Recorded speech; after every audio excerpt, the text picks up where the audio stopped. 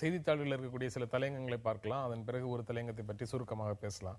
இந்து தமிழ்ல வந்து ஆன்டிபயோட்டிக் எனப்படுற நோய் உயிர் முறிகளை பற்றி ஒரு தலையங்கம் எழுதியிருக்கிறாங்க. இந்த ஆன்டிபயோட்டிக்களை பொறுப்பற்ற முறையில் பயன்படுத்தினா அளவுக்கு அதிகமாக மருந்து எதிர்ப்பு தன்மையை நோய்க்கிருமிகள் வளர்த்து கொண்டு இருக்கு.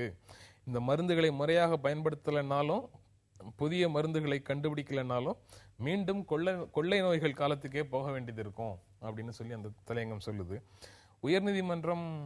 உச்சநீதிமன்றம் ஜல்லிக்கட்டுக்கு தடை விதிச்சிருக்கிறதை பற்றி தினமணியில தலையங்கம் எழுதியிருக்கிறாங்க. ஜல்லிக்கட்டுல மாடுகளை விரட்டி படிக்கிறது தான் நடக்குதே தவிர ஸ்பெயின் நாட்டுல நடக்கிற மாதிரி மாடுகளை ஈட்டி எய்தி கொல்றதெல்லாம் நடக்கல. தேவையான கட்டுப்பாடுகளை விதிச்சு ஜல்லிக்கட்டு நடத்தலாம். குதிரை பந்தய தடையை அகற்ற நீதிமன்றம் ஜல்லிக்கட்டை தடுப்பது எந்த விதத்துல சரி அப்படின்னு தினமணியில தலையங்கம் எழுதியிருக்கிறாங்க.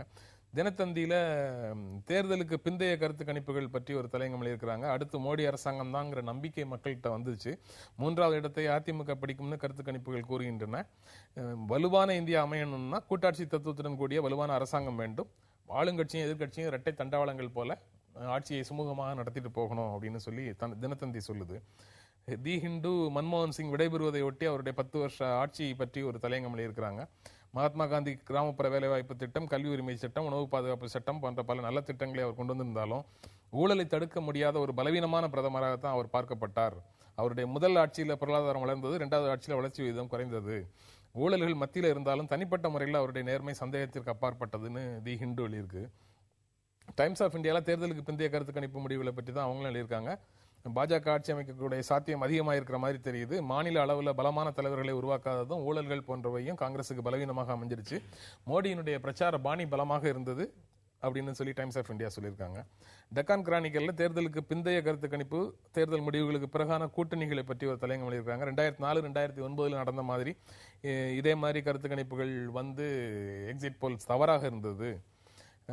அதனால இப்போ வந்து தேர்தல் முடிவுகளுக்கு பிறகு கூட்டணிகள் அமைக்கக்கூடிய முயற்சியில கட்சிகள் வந்து அமைதியாக செஞ்சிட்டு இருக்காங்க. பாஜக பெரும்பான்மை பலம் பெற்றால் கூட்டணி கட்சிகளுடைய கட்டளைக்கு அடிபணிய வேண்டியது இருக்காது. அப்படி இல்லைன்னா அந்த ப்ராசஸும் அப்படிதான் இருக்கும். காங்கிரஸ் ஓரளவு தொகுதிகளை பெற்றால் தான் மாநில கட்சிகளோட கூட்டணி அமைக்கிறதுக்கான வாய்ப்பு இருக்கு அப்படின்னு சொல்லி எழுதியிருக்கிறாங்க. நீங்க அந்த தலையங்கத்தை எப்படி பாக்குறீங்க? இல்லை, பொதுவாக தேர்தலுக்கு பிறகு எத்தகைய முடிவுகள் இருக்குன்னு கருத்து கணிப்பு வெளியிடுறாங்க. 2004, 2009 அந்த கருத்து கணிப்புகள் பொய்த்து போனது எல்லோரும் அறிவார்கள். கிட்டத்தட்ட 120 கோடி மக்கள், 82 கோடி வாக்காளர்கள், 55 கோடி பேர் வாக்களித்திருக்கிறார்கள். இந்தியா ஒரு பரந்த பல்வேறு மதம், மொழி, ஜாதி உள்பட்ட நாட்டில் அப்படிலாம் ஒரு ரேண்டம் சாம்பிளாக கருத்து கணிப்புகளை துல்லியமாக வெளியிட முடியாது. அதனால் அதை நாங்கள் ஏற்றுக்கொள்ளவில்லை. அடுத்து தேர்தலுக்கு பிறகு எதையுமே எண்ணிக்கை தான் முடிவு செய்யும். யார் எந்த கட்சி எந்த எண்ணிக்கையை பெறுகிறதோ அந்த அடிப்படையில் தான் ஒவ்வொரு நகர்வும் ஒவ்வொரு அரசியல் கட்சியும் வியூகங்களை வகுக்கும். அந்த அடிப்படையில் மே 16க்கு பிறகு காங்கிரஸ் கட்சி அதற்கான அடுத்து என்ன செய்ய வேண்டும் என்கிற வியூகத்தை நிச்சயம் வகுக்கும். இந்த கட்சியில வந்து இந்த பிரச்சனையில தொலைக்காட்சிகள், ஊடகங்கள் இவங்கெல்லாம் வந்து எக்ஸிட் போல் எடுத்து வெளியிடுறாங்க. அதன் அடிப்படையில் பேசிட்டு இருக்கிறோம் அப்படின்றது ஒரு பக்கம் இருந்தாலும், பாரதிய ஜனதா கட்சியும் காங்கிரஸ் கட்சியும் தங்களுக்கு கிடைச்ச ஃபீட்பேக்ல இருந்து ஒரு முடிவுக்கு வந்திருக்கும். அதன் அடிப்படையில் இப்பவே பேச்சுவார்த்தைகளை நடத்த தொடங்கிட்டாங்க அப்படின்னு பார்க்க முடியுமா? இன்னைக்கு நாளிதழ்களில் செய்திகளாக வேற சில செய்திகளும் இடம்பெறுது. மமதா பானர்ஜி, ஜெயலலிதா, மாயாவதி, நவீன் பட்நாயக் இப்படி பவர்ஃபுல் லீடர்ஸோட கூட்டணி இல்லாம வேறு யாருடைய ஆதரவையாவது பெற்று ஆட்சி அமைக்கிறதுக்கு மோடி முயற்சி செய்யறான் அப்படின்னு பிஜேபி நினைக்கிறதாக ஒரு செய்தியும், இன்னொன்னு நேர் எதிர்மாறாக ஜெயலலிதாவின் ஆதரவை கோருவார் அப்படின்னும் செய்திகள் இன்னைக்கு பேப்பர்களில் பார்க்க முடியுது. அதாவது எப்படியாவது மோடி வந்து தனிப்பெரும்பான்மையோடு ஆட்சி அமைத்து விடக்கூடாது, அந்த ஒரு நம்பிக்கையை நாம் விதைத்து விடக்கூடாது என்பதில் வந்து எவ்வளவு பேர் ஆர்வமாக இருக்கிறார்கள் என்பது இந்த செய்தியினுடைய வெளிப்பாடு. ஒன்று, இப்போ வாக்கெடுப்புக்கு முன்னால இதெல்லாம் உண்மைகளை ஏற்றுக்கொள்ளக்கூடிய நாள் இன்னும் 48 மணி நேரத்தில் இருந்தாலும் கூட 48 மணி நேரம் கூட நாங்கள் பொறுக்க மாட்டோம். அதுவரை நீங்கள் இப்படி ஒரு முடிவே வராது என்ற விஷயத்தை சொல்வதற்கான விஷயம் ஒன்று.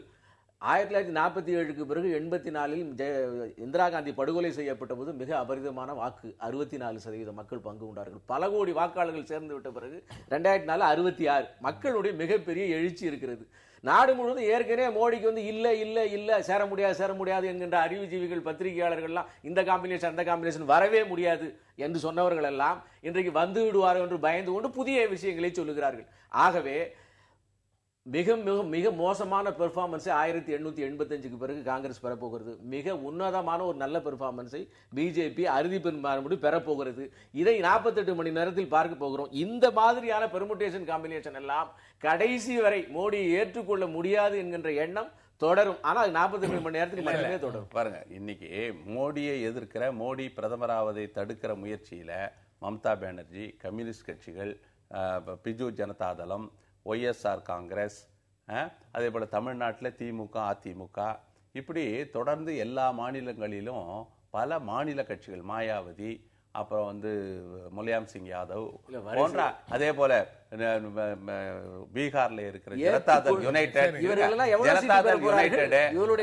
லாலு பிரசாத் போன்ற மாநிலத்தில் பல கட்சிகள் நரேந்திர மோடி பிரதமராவதை ஏற்றுக்கொள்ள மறுக்கின்றன. இப்பொழுதே சொல்லிவிட்டார்கள், நாங்கள் நரேந்திர மோடியை ஆதரிக்க மாட்டோம். இவர்கள் ஆட்சியை தீர்மானிக்க போகிறார்கள். இவருடைய பெர்ஃபார்மன்ஸ் என்னங்கிறது எக்ஸிட் போல்ல சொல்றாங்களே, பிஎஸ்பிக்கு என்ன, எஸ்பிக்கு என்ன, மாயாவதிக்கு என்ன சொல்லிட்டு இருக்காங்களே. நீங்க எக்ஸிட் போல நம்புறீங்க, நாங்க மே 16ஆம் தேதி உண்மையான தேர்தல் முடிவை நம்புகிறோம். 5 மாதங்களுக்கு முன்னால நடந்த 5 மாநில தேர்தல்ல என்ன ரிசல்ட் அதை நம்பலையே. அதுக்கப்புறம் அதுல பெர்ஃபார்மன்ஸ் காமிச்சிருக்கோமே. அதுக்கப்புறம் தொடர்ந்து பேசலாம் ஒரு இடைவேளைக்கு பிறகு.